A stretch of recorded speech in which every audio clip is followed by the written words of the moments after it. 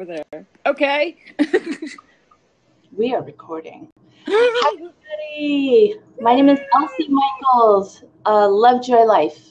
Fabulous Playground. This is Angela Estes. Introduce yourself, please. Angela Estes.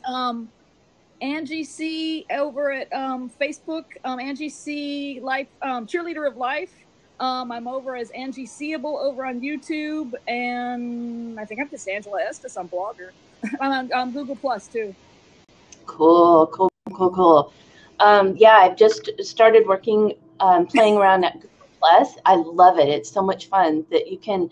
For me, it's a better outlet for blogging as opposed to just trying to get something every week and try to figure out what to say. This is more like journaling for me on Google Plus. What's working best for you as a blogger? Why am I not aimed at myself? I think I work best actually on Facebook. Things, and that's, we were going to talk about my videos too, and it's kind of like I'm very in the moment and I'm very instantaneous. So I'll be going through Facebook and I'll say, that's cool, share it. That's cool, share it. So it just is a medium that works for me. Mm-hmm. And then, well, and because of what I follow a lot of mindfulness things, life coaches. So the things that I'm saying, this is cool. It's not just all kitties. Although, why not have some kitties? I love it all. So you are working on 99 videos. What number are you on now? Today will be 84, and there's some debate whether this is 84 or if there'll be another 84. There probably will be. 99 videos in 99 days. You're on number 84. Yep. Wow. Now, you recently had a surgical procedure, and I wanted to bring this up because yesterday I had half of my fillings replaced. Yay! By the way, on the side, it's amazing. I love it. But I did have a panic moment, even though what I did was I came prepared with headphones, meditation music, the Om harmonics, and I was listening to that, and that kind of calmed me. But during panic modes, I reminded myself to breathe and all this, and I was curious to know, what your procedure was like. I'm sorry, I don't even have a question in my head. I think that works. I gotcha. It's interesting on the dentist. I have a really, really high gag reflex. So I have a tip I can give you if you have a high gag reflex. If they're doing that where they're X-raying, X-raying your teeth, that's always where I'll gag. If they do the back teeth, I'm like.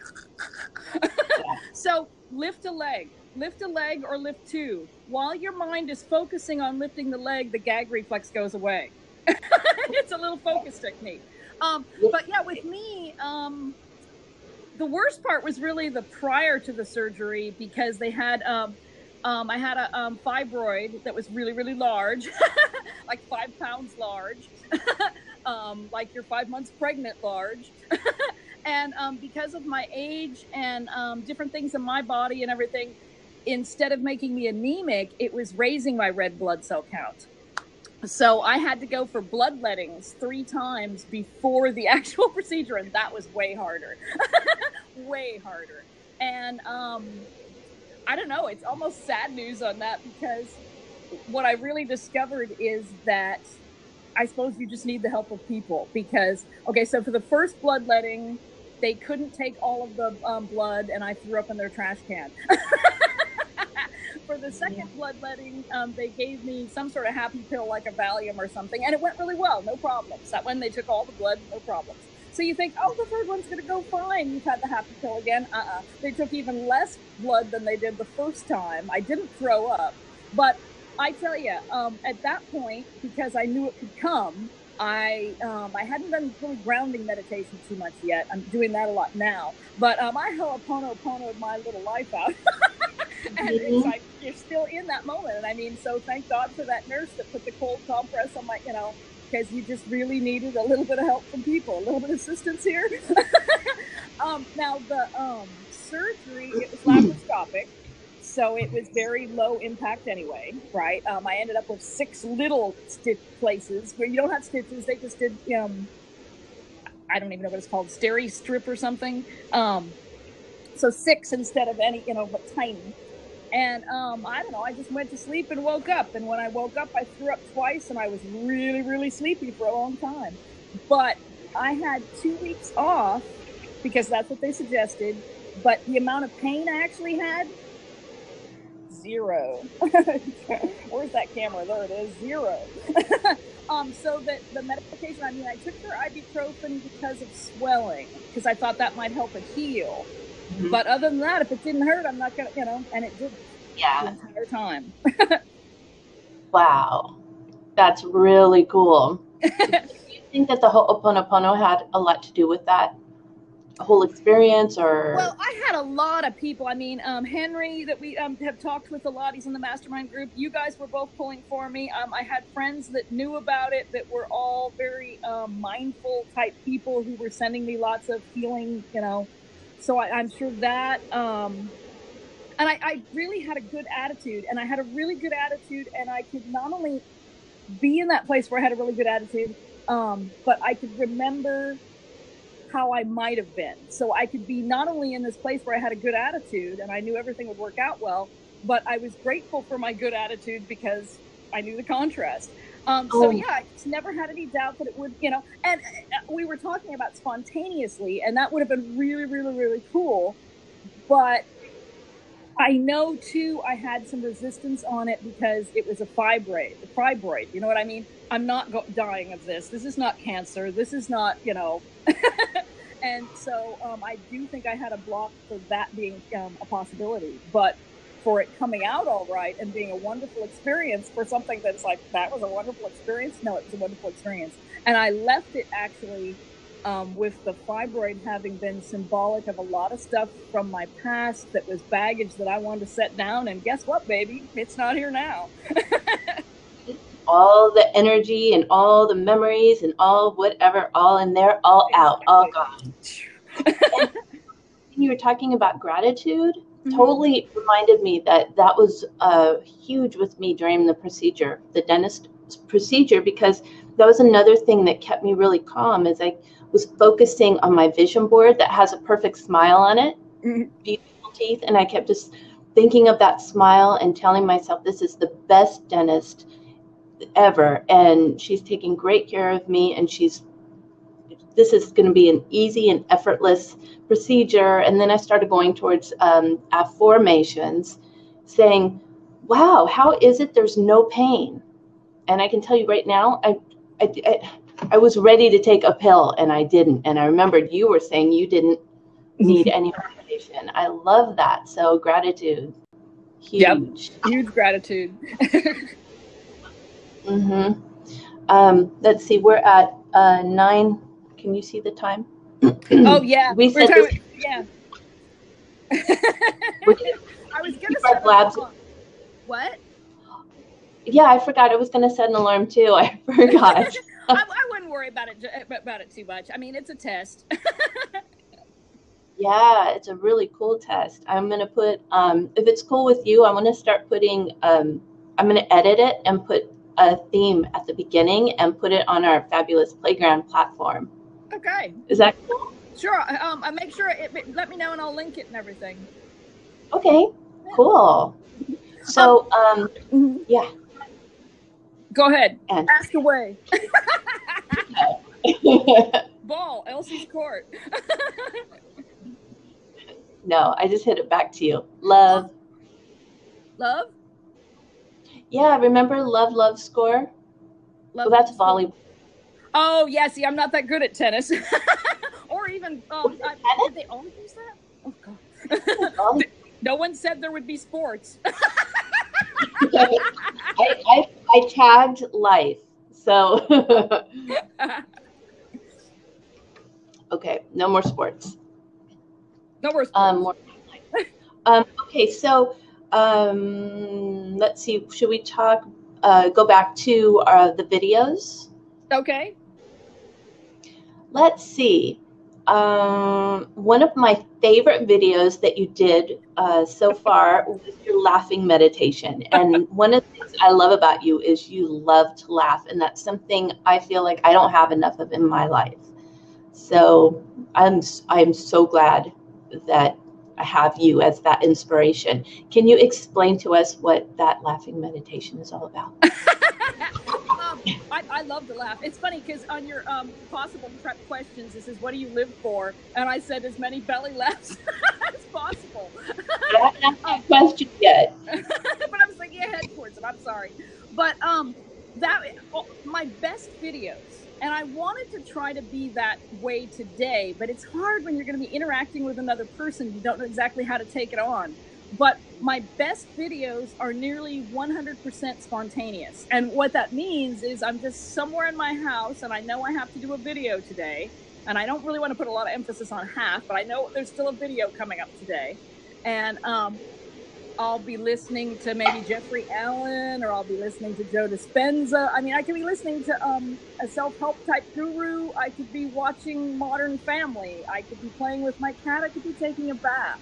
I've been doing any one of those things when some of them happen, and then just boom, I have this idea, and so I'm all over the place where they're filmed, what I look like. But as much as possible, when they come from that truly inspired moment, hey, I'm going to do this, they're great. And the laughing yoga video, I was deep conditioning my hair. So I had a shower cap with conditioner on my hair. And all of a sudden I got the idea, maybe I'd laughed at something and I thought, oh, laughing yoga. And I've done laughing yoga on the different ones from YouTube, and it makes sense to me. It does make you feel energized in a very good way. So, it seems like to me, there's something to it. So it just, I totally inspired that cap on my head. I thought, oh, I'm going to take the Willy Wonka goggles that I have. Those are from the Johnny Depp Willy Wonka movie. And then, it came out really good. I look kind of like a weird Pac-Man creature, kind of. and I'm good at laughing. And it's so funny, too, because if you watch it, it's totally just, a laughing yoga laugh. But by the end, it's it worked. And it worked. You got laughing out of me. Yay! Right? You just need to come up to Napa Valley and visit. We'll get you laughing. Laughing all the way home. That's it. So, how did you get from blogging to videos? It's a weird trip that you make. A few different things took me over there. One, I have actually a BA in English in writing, right? So I have a writing background, wanted to write since I was 11. Really like writing, didn't really know what I was going to write about. I didn't really have that gelled yet. So I'm always spinning my wheels and not really getting anywhere. The first place actually that I was online was over at writing.com, mostly with fictional stuff. But somewhere around that time, I got a divorce, and I wrote a series of essays about what it was like to get a divorce. And I first had that experience of people going, wow, thank you for sharing that. That helps me get through it a little bit better, or I really know where you're coming from. That was the first time I ever had that happen. Since then, I was uploading stuff when I'd go on trips anyway to YouTube. I had friends that were very active on YouTube. And then I was seeing a therapist, still seeing my therapist. It's a life journey of discovery. But he suggested I be a stand-up comedian. And so I tried a few videos. If you haven't seen them yet, they're still up on Angie Seeable, and they're kind of, ooh. Interesting subject matter, but much better, a much more polished edit than what I do nowadays. And then did I mention, I haven't mentioned that yet. I have a photography background as well. I have almost an AA in photography. Now, doing my the courses, a lot of times you'd need a model, and a lot of times it's hard to get a model. So a lot of times I just model for myself. So once you put away what you look like and just go with it, a lot of freedom there. So you had that leaning to it. You had the other videos leaning to it. so that when I heard Gary doing it, it's just like, I could do this. I know I could do this. Come on, Gary, you can do this. It isn't that hard. Just do it. And there you go. Now, 84 videos later.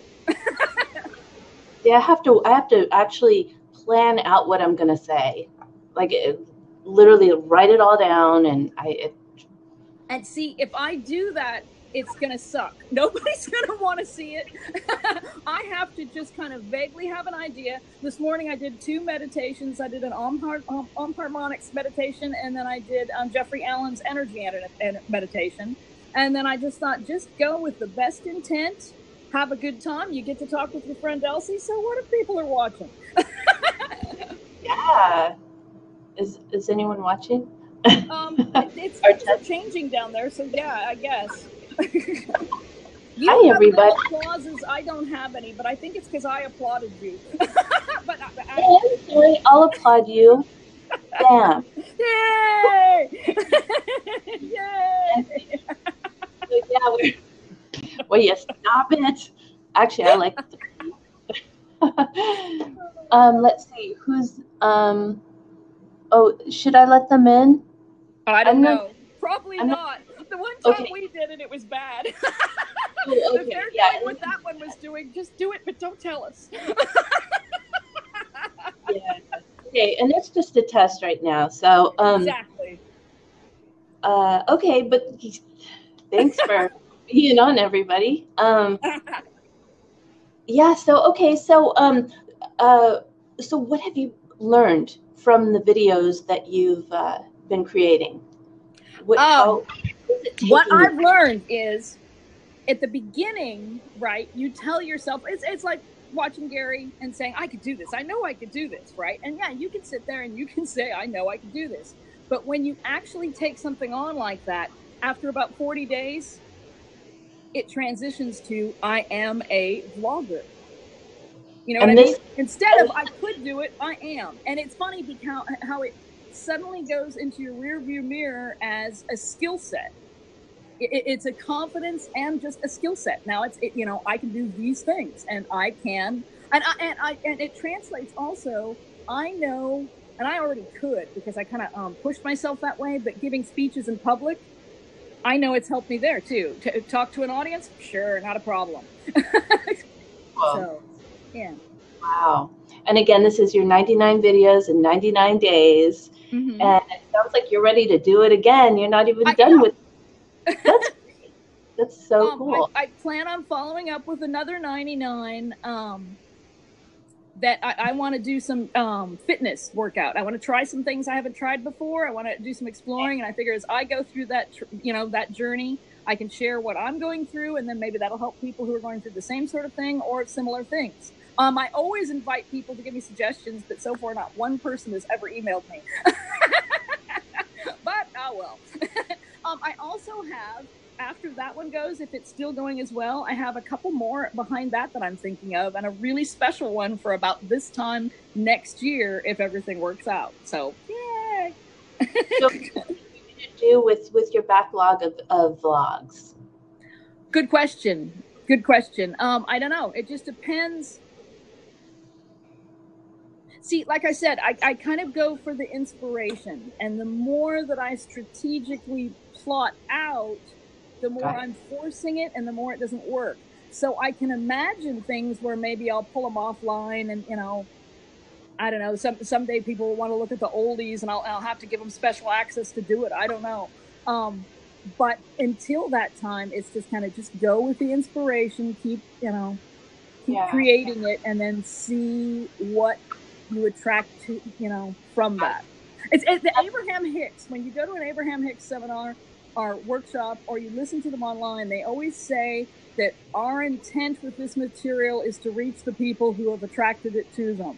And that's kind of how I feel. In the best of everything, that's how it should work. And there shouldn't have to be too much strategic planning. Do I want to be on Facebook? Do I want to be on Twitter? You just naturally gravitate to the one that's right. And I really have reached a point too, because of thinking that way, I now know I can't do anything wrong. I love it. That's beautiful. And can you give us where to find you again? Okay, I'm let me see. If you just Google Angela Estes, you'll find the YouTube always comes up, but I'm Angie Seeable over at YouTube. I'm Angie C, and it's ANGIECE on Facebook. It should be an open page for anybody to like. It says Angie C, Cheerleader of Life. And then I'm on Google Plus, Angela Estes. And really, if you go to Google, I mean, I think it lists, if you hit any one of those things, it links everything else. I might not be up on writing.com anymore because I kind of stopped paying them. Because I wasn't contributing anything anymore, so Go with what works. I'm kind of all over the place right now and just starting to find my thing. And again, with the controlling, I think I was trying to control too many things. Okay, I need to get out to everybody and forgetting about, well, what is my message? What makes me feel good? And that's how I found Google Plus. And I'm like, ooh, this just feels good. Just right. Let it go. Relax.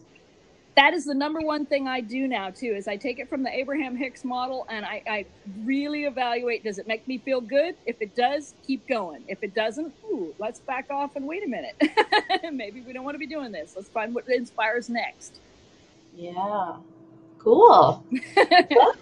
Well, I guess I can ask you the fun questions and I'll release you from. And then we wrap it up. So, what is it you live for most in this life? What is it you live for? I'm going to go with laughing and my cat's purr. And laughing to where you feel like you've actually done sit-ups. Wow, I love it. That's beautiful. And to add to that, when I get the anxieties or worries, they always come to my solar plexus. And I figured, you know what? If I can laugh like Angela, pow. That's it. I remember what your other question is. I'm excited about this one. How do you feed your spirit? Okay, I'm kind of a tech geek. My day job, my other job I transfer analog media to digital. So I'm kind of a tech geek, always have been. And in every incarnation, I've made playlists, right?